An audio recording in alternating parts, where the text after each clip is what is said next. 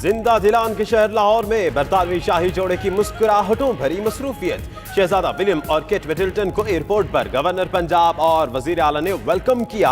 Royal जोड़े की SOS village आमद बच्चों के साथ घुल मिल गए। शाही जोड़े की नेशनल क्रिकेट एकेडमी आमद कौमी क्रिकेटर्स के साथ क्रिकेट मैच खेलकर खूब एंजॉय किया। मेहमान बादशाही मस्जिद का दौरा और अल्लामा इकबाल के मजार पर हाजिरी भी देंगे।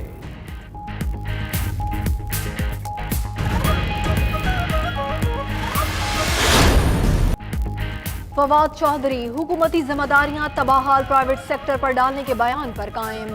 विफाकी वजीर कहते हैं नौकरियों में प्राइवेट सेक्टर ने ही लीड करना है। यहाँ हर इदारा गवर्नमेंट फंडिंग पर बैठा हुआ है। हम रूटीन के आलू मटर बेचकर मईशत को बड़ा सहारा नहीं दे पाएंगे। सरकारी मुलाजमतें मुश्किल होने के बयान पर पहले भी तूफान आ गया था।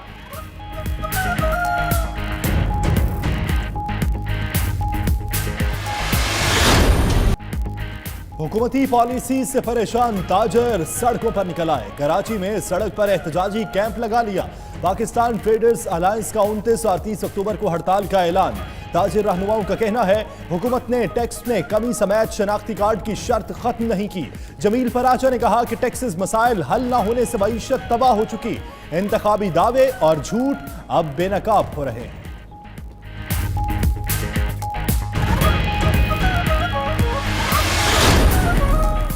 बिजली के बिल्स और टैक्सेस में इजाफे के खिलाफ पंजाब में पावर लूम्स की हड़ताल। फैसलाबाद, झंग, गोजरा, कमालिया और हाफिजाबाद में 1 लाख पावर लूम्स दूसरे रोज भी बंद।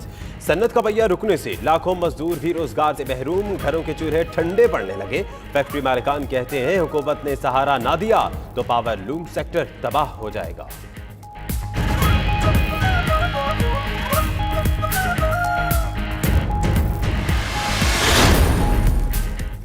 सुप्रीम कोर्ट के जस्टिस गुलजार अहमद एफबीआर पर बरस पड़े। रिमार्क्स दिए कि एफबीआर मुल्क पर बोझ है, खत्म कर दें। देखिए कितना पैसा जमा होता है। सिर्फ 20% रेवेन्यू जमा करने के लिए 22,000 बंदे रखे गए। सुप्रीम कोर्ट ने एफबीआर की जानिब से मुलाजिम के खिलाफ दायर अपील मुस्तरद कर दी।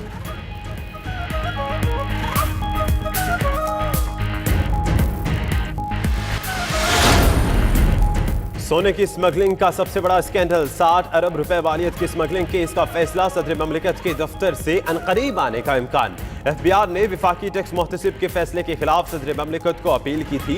सोने की स्मगलिंग 2010 से 2016 तक होती रही।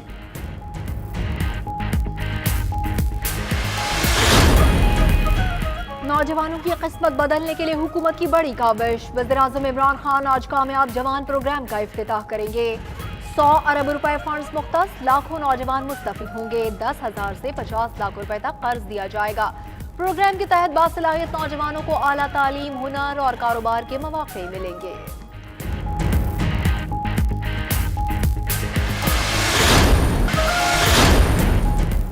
भारत इंतहा पसंदाना और जारहाना पॉलिसियों पर खुद तन्हाई का शिकार हो चुका। मजीद बोले कि मोदी का पानी बंद करने का इश्तियाल अंगेज बयान काबिल मजम्मत है। पानी रोकने का इकदाम पाकिस्तान पर जारियत तस्वुर होगा और पाकिस्तान किसी भी बैरूनी जारियत का जवाब देना बाखूबी जानता है।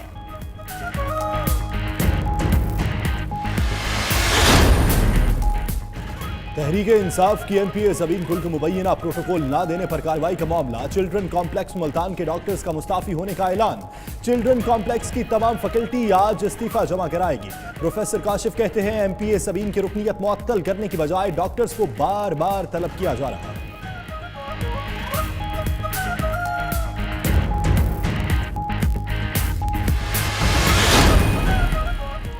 भारतीय क्रिकेट बोर्ड के नए सदर सौरव गंगोली ने पाक भारत सीरीज के इम्कान को रद्द कर दिया।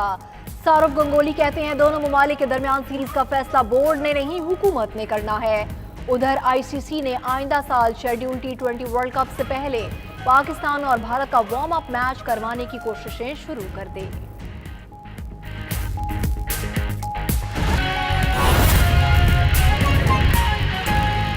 हेडलाइंस के बाद आपको बताएं कि वज़ीर-ए-आज़म इमरान खान मौलाना फजल रहमान से बराह रास्त बात करने के लिए तैयार हो गए हैं। ज़राए ने यह भी दावा किया है कि मुज़ाकराती कमेटी मौलाना फजल रहमान से मुलाकात के दौरान अगर बात कराना चाहे तो वजीर आजम बात करेंगे। वजीर आजम ने बात कराने का इख्तियार परवेज खटक को दे दिया है। इसी पर बात करते हैं, फहीम अख्तर हमारे साथ मौजूद है। फहीम अख्तर, चूंकि परवेज खटक भी मुतमईन है इस बारे में कि हाँ जी बात होगी और हो जाएगी, अब इसमें क्या प्लान बी में शामिल किया गया है कि अगर वजीर आजम की बात करना जरूरत हुई तो वो भी करेंगे? जी बिल्कुल, वज़ीर आज़म इमरान खान की जानिब से क्योंकि ये टास्क सौंपा गया है जो वज़ीर दिफा हैं परवेज खटक, उनको कि मौलाना फजलुर रहमान से बातचीत करें, मुज़ाकरात करें, और इस हवाले से कमेटी भी तैयार की जा रही है परवेज खटक की जानिब से। तो ज़राए से मालूम हुआ है कि वज़ीर आज़म इमरान खान खुद मौलाना फजलुर रहमान से बात करने के लिए भी तैयार हुए हैं। अलबत्ता मशरूत तौर पर वज़ीर आज़म ने ये रजामंदी जाहिर की है और ये कहा है कि अगर मुज़ाकराती कमेटी किसी पॉजिटिव मोड़ पर पहुंचती है और मौलाना फजलुर रहमान मुज़ाकरात के लिए तैयार हो जाते हैं और किसी बात पाने के लिए तैयार होते हैं, तो अगर मुज़ाकराती कमेटी चाहे तो वो वज़ीर आज़म से यानी उनसे भी बात करा सकती है। और ये बात करने का जो इख्तियार है और जो मैंडेट है वो वज़ीर आज़म ने परवेज खटक को दिया है कि अगर वो मुनासिब समझेंगे तो मौलाना फजलुर रहमान से बात की जाएगी। अलबत्ता वज़ीर आज़म इमरान खान ने परवेज खटक को ये भी हिदायत की है कि मौलाना फजलुर रहमान के जो काबिल अमल मुतालबात हैं वो तस्लीम किए जाएंगे। जैसे इस्तीफे की बात है वो किसी सूरत में तस्लीम नहीं की जाएगी। अगर इंतखाबी अमल में बेहतरी लाने के हवाले से या तो इंतखाबी धांधली कमेटी के हवाले से जो अमूर अगर बातचीत होगी तो उस पर रजामंदी जाहिर की जाएगी। तो ये वज़ीर आज़म मशरूत तौर पर मौलाना फजलुर रहमान से बात करने के लिए तैयार हुए हैं और वो टेलीफोन पर बात करेंगे अगर मुज़ाकराती कमेटी ने मुनासिब समझा तो। जी सही, बहुत शुक्रिया आपका फहीम अख्तर।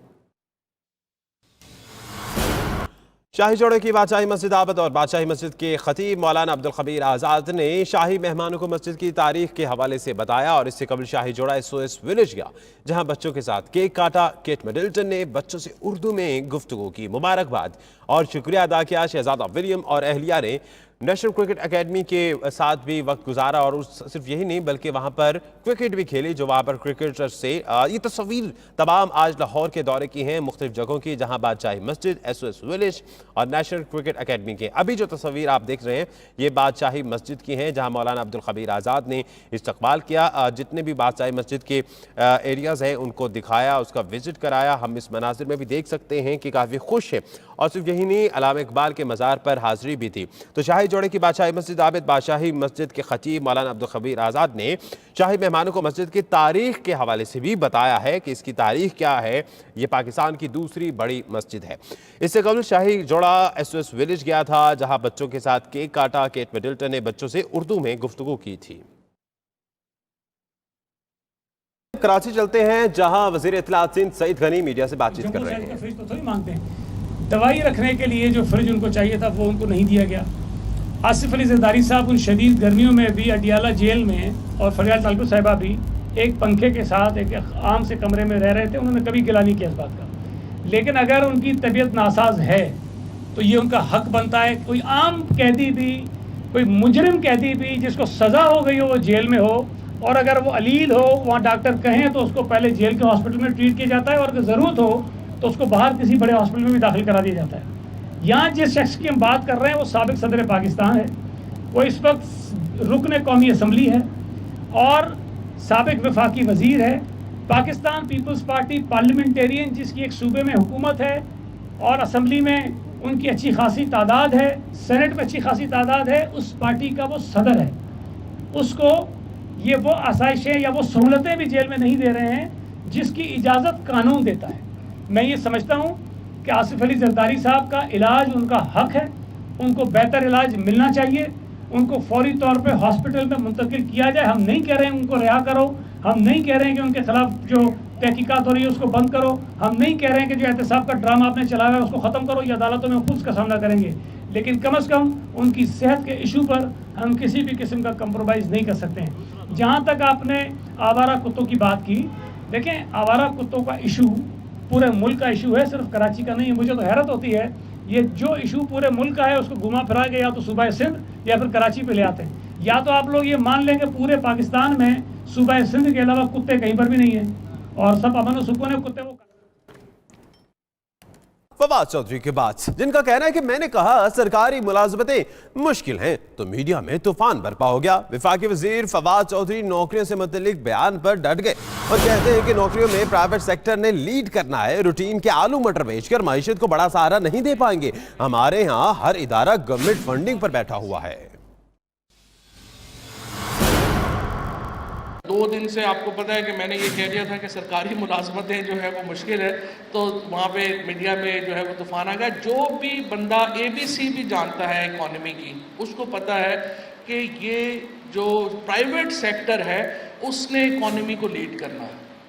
जो बिल्कुल ही जिसको नाबलद है इकॉनमी से, उसको तो ज़ाहिर कुछ नहीं किया जा सकता, क्योंकि कुछ बेसिक पता होगी तो उसको समझ आएगी। हमेशा जो प्राइवेट सेक्टर्स हैं वो लीड करते हैं इकॉनमी को, और नौकरियों में भी प्राइवेट सेक्टर ने लीड करना है।